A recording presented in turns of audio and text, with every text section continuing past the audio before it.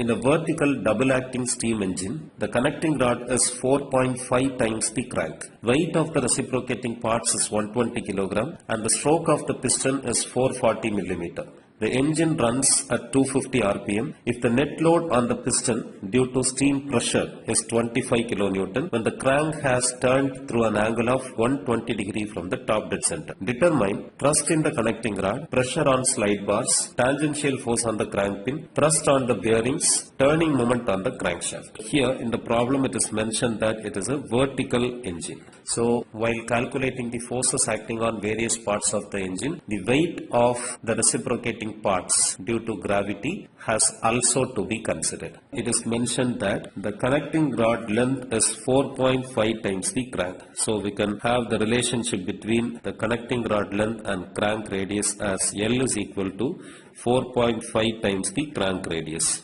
Stroke of the piston is capital L, that is 440 mm. Engine speed is capital N, that is 250 rpm. Net load on the piston due to steam pressure, this is FL. This is the crank angle theta measured from the top dead center. We have been asked to calculate the thrust in the connecting rod, FQ, pressure on slide bars, Fn, tangential force, Ft, thrust on the bearings, Fb, and turning moment on the crankshaft, T. The data given in the problem, it has been mentioned that it is a vertical engine. Length of the connecting rod is 4.5 times the crank radius. Mass of the reciprocating parts is given as 120 kg. Stroke length, capital L, is given as 440 mm, that is 0.44 meter.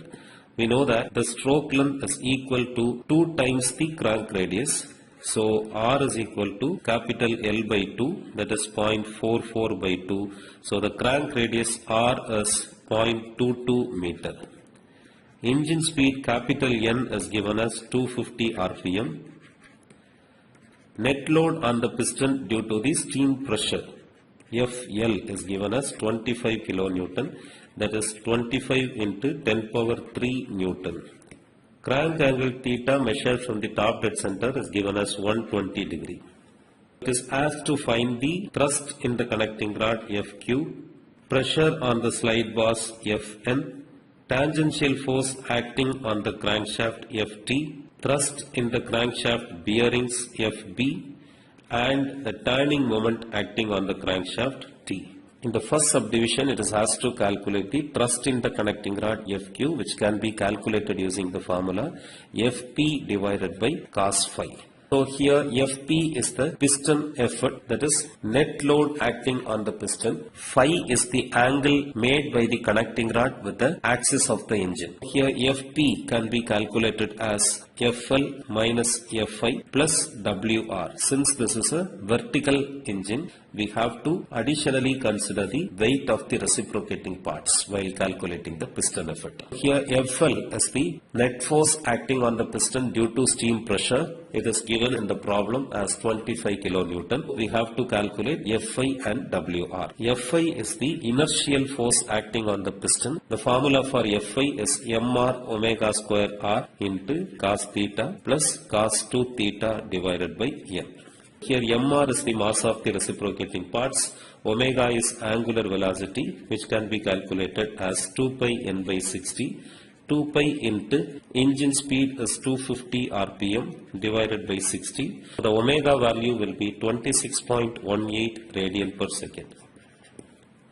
R is the crank radius, that is given in the problem as 0.22 meter. Theta is the crank angle and n is the ratio between the length of the connecting rod and crank radius. In the problem it is given that this ratio value is 4.5. Okay. So now we can substitute all the known values in the inertial force acting on the piston formula. Fi is mr is 120 kg, omega square,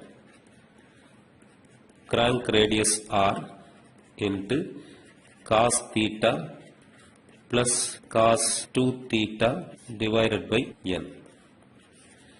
So on calculating this, we can get the value of Fi as minus 11,057.6641 Newton.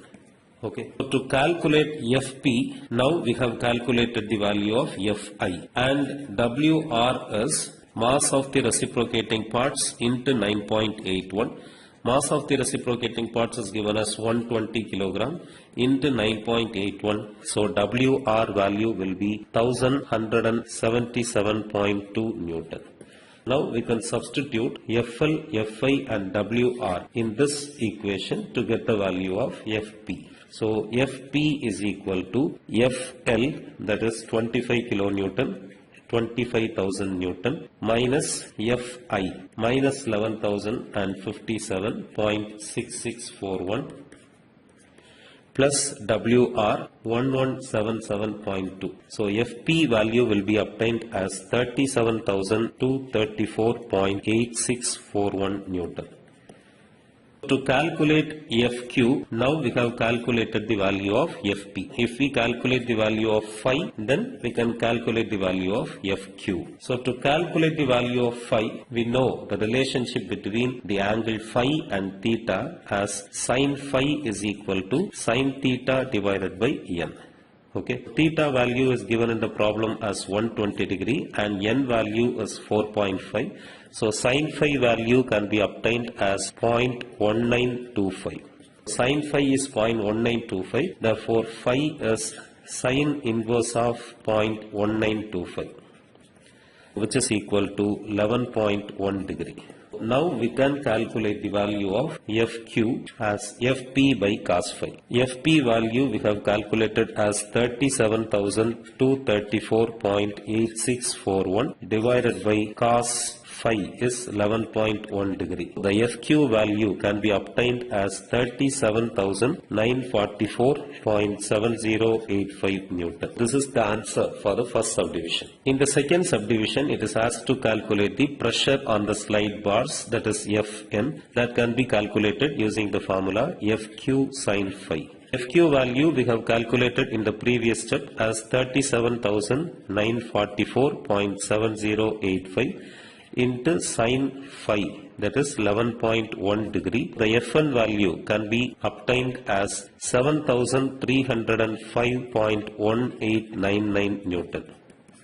So this is the answer for the second subdivision. In the third subdivision, it is asked to calculate the tangential force acting on the crankshaft Ft. The formula is Fq sin theta plus phi.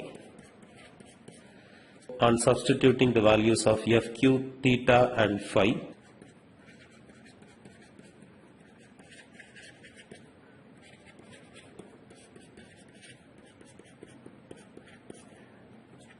the Ft value for the given condition can be obtained as 28,593.7433 Newton.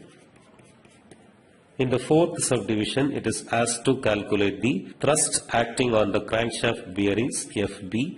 The formula is Fq cos theta plus phi. Fq value is 37,944.7085. Cos theta is 120 degree. Phi is 11.1 degree. So the value of Fb will be obtained as minus 24,943.9121 Newton. In the fifth subdivision, it is asked to calculate the turning moment acting on the crankshaft. The formula is Ft into R. Ft is the tangential force acting on the crankshaft that we have calculated in the previous step as 28,593.7433 into the crank radius is 0.22 meter. Turning moment value T will be obtained as 6,290.6235 Newton meter.